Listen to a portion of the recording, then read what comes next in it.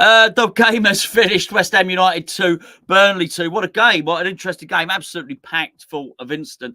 I'm going to start with what I said after the Freiburg game, which is that David Moyes was annoyed at the end of that game and decisions did not go our way.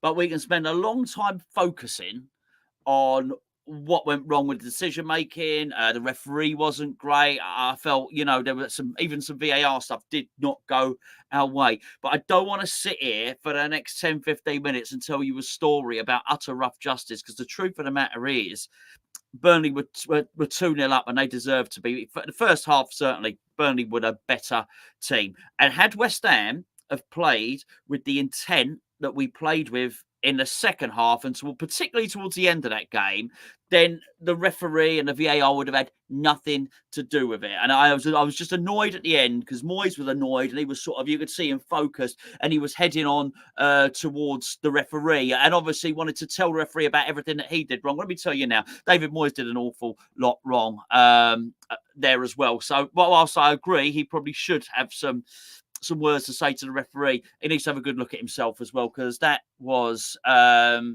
not good enough. What am I talking about? You probably want to talk about, basically, we had a goal ruled out near the end for offside. I actually thought it was onside. Let me just say that now.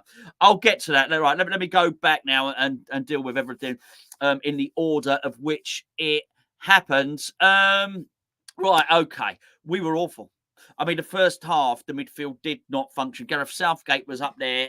Well, I'm not up there, thankfully. He was up in the stands and there, presumably, to look at Calvin Phillips, maybe a bit of James Ward-Prowse, maybe a bit of Jarrod Bowen. I'll tell you what, he would not have been impressed with what he saw with those two midfielders. I've got to say that now. They were both removed at half time, and rightly so. We had no control of midfield at all. We were giving the ball away. I don't know. I need to speak to someone that went to the game, actually. Was the crowd getting frustrated with James Ward-Prowse? His passing was just so predictable, was just frustrating. It was absolutely frustrating. I've got some level of sympathy for Ward-Prowse because he's constantly playing in the wrong position now, which is just something that happens at West Ham. But we had no control of midfield. Burnley were on top of us, and almost nobody was playing well. I say nobody was playing well. I thought Kudus was playing well, and I thought Bowen was trying, certainly, and I thought Soufal. But I think it would not be unfair to suggest that our whole left side and the centre of the pitch was not functioning in that first half. The goal, 1-0 to Burnley, it was Fofana. I thought Phillips could have done a lot better. But the majority of the blame is going to be on a Gerd. I thought it was poor defending. I thought it was a poor tackle. I thought Cresswell could have come across and covered. Any one of the things could and should have happened. That being said, Fofana's strike was excellent. And there'll be a number of people who said, oh, hold on, that was just a brilliant goal. It was a brilliant strike, but it was a completely avoidable goal. And we were asleep. We would just start so slowly all the time, and it's incredibly frustrating to watch us play like that. It really is. And I don't know why at the start of the game we were playing with such lethargy. Then at the end, in the 87th minute or whatever it was, there's so much energy and there's so much bounce about the team. Anyway, there you go. So that was that. So we were 1-0 down, and deservedly so, by the way. Deservedly so. I really felt that there was a massive disconnect particularly between Bowen and Kudus, who looked sharp, and the rest of the team. They really came into their own at the end, and in particular, Danny Ings did, as we'll discuss later on. But I never felt that we saw a very, very different... David Moyes changed their positions, but there wasn't that lethargy from Jarrod Bowen and Mohamed Kudus at the start of the game. I thought they were full of energy and lively all game. The biggest problem is there was a massive disconnect between them and the rest of the team. We just weren't able to get the ball to them. I've got to say, it was an embarrassment. And it's very easy. This is what I say about the officials and the way we came back. It'd be very easy to think, well, it was an entertaining game of football. There's no doubt about that. But it's very easy, bearing in mind the drama, the handball. We should have been awarded a penalty. We had a goal ruled for offside. It'd be very easy with that to forget quite how bad we were, particularly in the first half. We were awful, absolutely awful. The second goal was a Mavropanos own goal. I thought Soufal was turned, and he didn't have a bad game, Soufal, to be fair, but I thought he was turned inside out. He really was. And then the ball sort of half-assed cross, if you like, and then it went to Cullen, Josh Cullen, and he sort of played the ball across into the area, and Mavropanos deflected it into our goal, past Areola. He'd not been good, Mavropanos. His passing was atrocious. So I certainly think, for different reasons and very, very different goals, you could certainly attribute both goals to centre half's errors, certainly, at Burnley's first 2 goals. But we were unnecessarily inviting them upon us, and I felt they had a level of midfield control. I don't watch all the Burnley games, but I felt they had a level of midfield control they probably won't enjoy again this season. It was actually scandalous. I'm still very, very, whilst I'm pleased we came back, and whilst I think we should have won, and probably deserved to win at the end of the game, the lack of midfield control that we had against the bottom team in the league, well, they're not bottom now, was scandalous. Actually, absolutely scandalous. Something happened at half-time. Well, I'll tell you what happened at half-time. Half-time was both Ward-Prowse and Phillips were taken off. And so Alvarez was brought on, and Mikel Antonio. And that annoyed me. It was the right thing to do, but it did annoy me because I've often said we play with 1 too few attackers, and we really did. And the amount of difference it made to have Paqueta in the middle trying to pull the strings, and actually Bowen, Kudus, and Antonio as a front 3, and they would often find themselves in slightly different positions, although Kudus was predominantly playing off the left and Bowen off the right.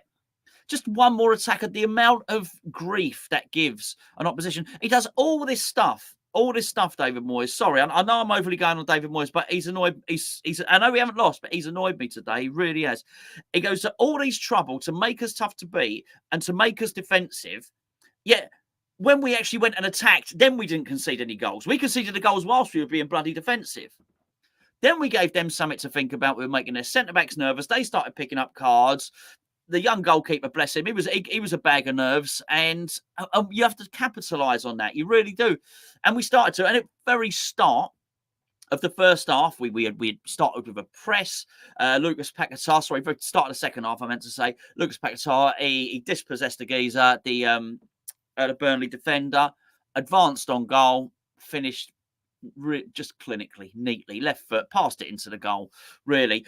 And that was 2-1. So we're now only 1 goal down. And I'm guessing it was on the 46th minute. I didn't look, but it felt like the 40, straight away after the half time, after they'd come out.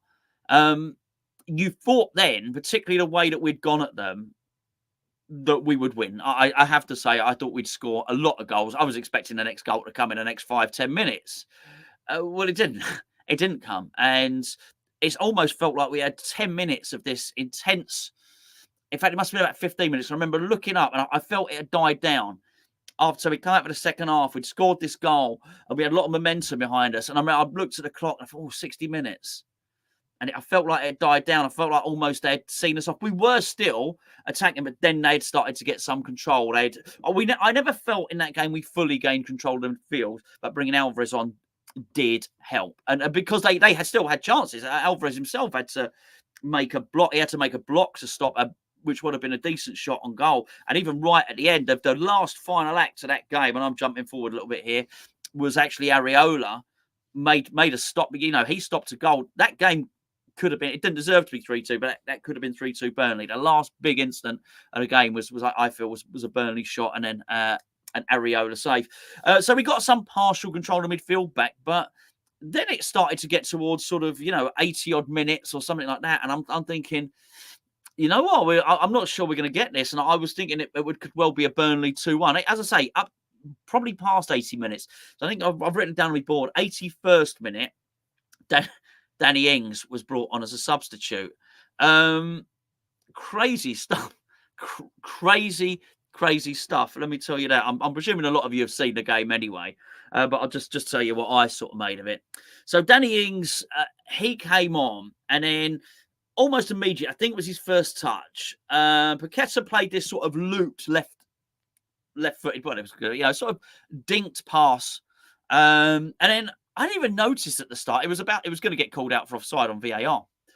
And Antonio sort of chested it into the path of Ings. Ings made a really good run, and Antonio did well, by the way, did well to spot him. It was good vision. It was good vision to spot him there. And Ings finished well, clinical, like a good Premier League striker he is. Danny Ings found himself in a position that he probably hasn't found himself in on the pitch. But, in a sort of striker's position, he probably hasn't found himself in many times during his sort of, whatever, 14-month, 15-month West Ham career. Finished it really, really well. I just thought it was a goal. And then there's a VAR and they call it for offside. I thought that can't be offside. I didn't think it when it was live.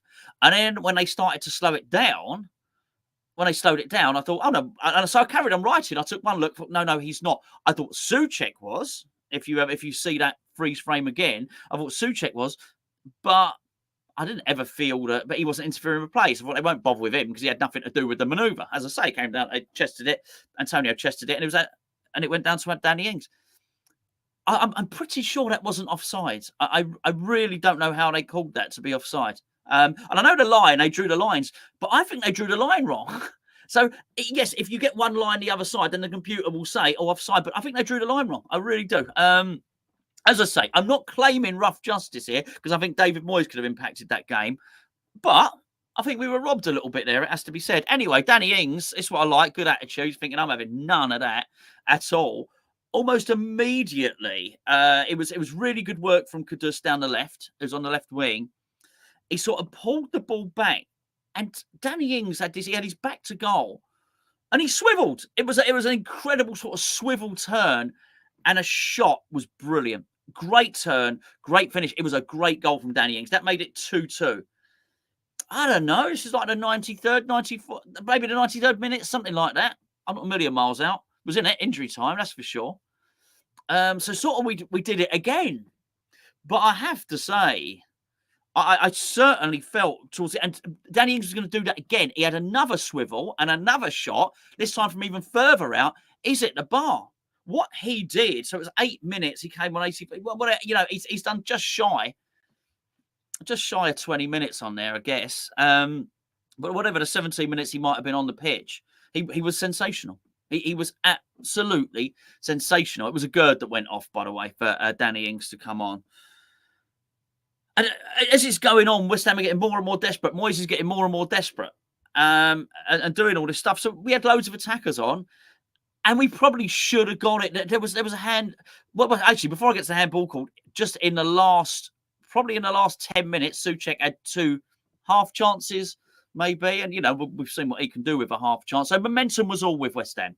Particularly the last 15, 20 minutes, we battered them. We really, really did. And they hung on. But as I say, they very, very nearly won it in the end. But we should have had a handball before. You get the old thing with the hands in an unnatural position. It just was. So I thought we had 2 bad calls, really 2 bad calls went against us there. I have to say. That being said, I do think we were robbed a little bit by the officials, but let me make this, we should never have been in this position. So at the end, we should have won that 3-2, probably.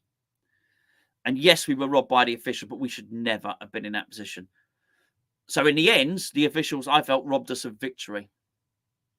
I felt David Moyes and the team, a lot of those players were responsible for us being down in the first place. They are not a good team.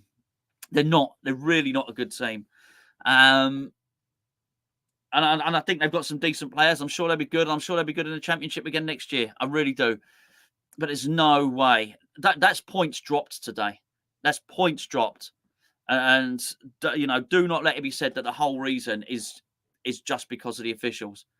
Because that would have been Houdini stuff. If we'd have won that really would have been Houdini stuff. So as I say, I looked at 82, 83 minutes. I thought we're just not getting back into this. We're just not. And he kept on. And I've got to say, that thing I said at the start, there was a disconnect between the rest of the team and particularly the midfield. And the rest of the team, that never got solved. I just felt he kept on chucking on attacking players until something gave. But I can't really say much more than that, really. When he went and attacked, we didn't concede goals. When we just defended, we conceded goals. He heaps too much pressure on his defenders, who looked nervous wrecks, by the way.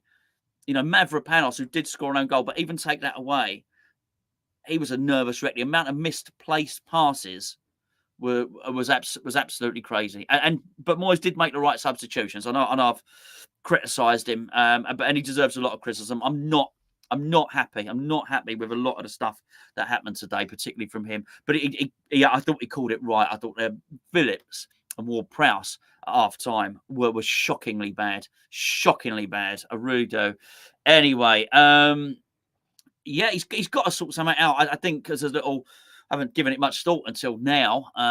Just I read someone in the chat has said about Thursday. Yeah, I mean, it's happened again. He's had to play a lot of his players. It's not just 90 minutes, is it? What was that? It's 98 minutes. A lot of his players, his best players, the players that he needs to rescue him, because as I say, this midfield is not functioning. The players that he needs to rescue him have played another 98 minutes today. This is what I worry about with this VAR stuff. As I say, it's not. I'll finish up in a second. It's not that I don't think we were robbed. I do. I think the offside was wrong, and I think at VAR, and I think there should have been a handball. I do think there was misjustice there. But here's what I worry about, and I said this on the last game with Freiburg. Questions need to be asked about the manager, the tactics, the team selection, and the positions he's playing people in, particularly like James Ward-Prowse. Questions need to be asked, and when you get all this VAR crap, it stops the questions getting asked. And I'm not talking here. I'm not talking in a chat or anything like that. I'm talking about in the press room. The whole conversation becomes about the VAR and the referee let you down today, David, and blah, blah, blah. And he gets to answer the questions. There was a lot bloody wrong. And there's questions to be answered. Why are players being played out of position? Why are some players not playing at all? And why are we starting so bloody slowly all the time? And I mean, he has to, against Freiburg, almost against anyone. Here's what needs to happen. We've got to play. We're getting into a different subject here, and we'll finish up in a second. You've got to play Kudus, Bowen, and Antonio with Paqueta behind them in the middle. That's what we have to do if we're going to attack teams. And if one of them gets tired, Danny Ings has shown. Bring Danny Ings on. All right? He deserves that at least now. Deserves to be the first attacking substitute off the bench or whatever it might be. But please play with 3 outright attackers and a creative player in Lucas Paqueta. Please do that. And I mean, you know, unbelievably, you'll find you'll concede less goals because you're giving the opposition something to think about. I hope at least we come away with that. If we do, we got half a chance. If we revert back to this, his defending is not working. It is not working, and we saw that in the first half. Anyway, I'm ending up on a Moyes rant here. I don't know. I don't know if we're unlucky to get a point or lucky to get a point. I'm still undecided. I think from the VAR point of view and that, I think we're unlucky. I think we should get 3 points. I think from the tactical point of view, we're probably lucky to get a point. I don't know. Listen, I'll let you lot decide in the chat. Anyway, thanks for tuning in, everybody. Please like, subscribe to the video, subscribe to the video, do all that stuff, give it a share. And listen, if you're going to go and watch the Liverpool Man City game, hopefully you enjoy that. Enjoy what's left of your weekend. And we'll catch up with you for the player ratings over on Patreon tomorrow morning.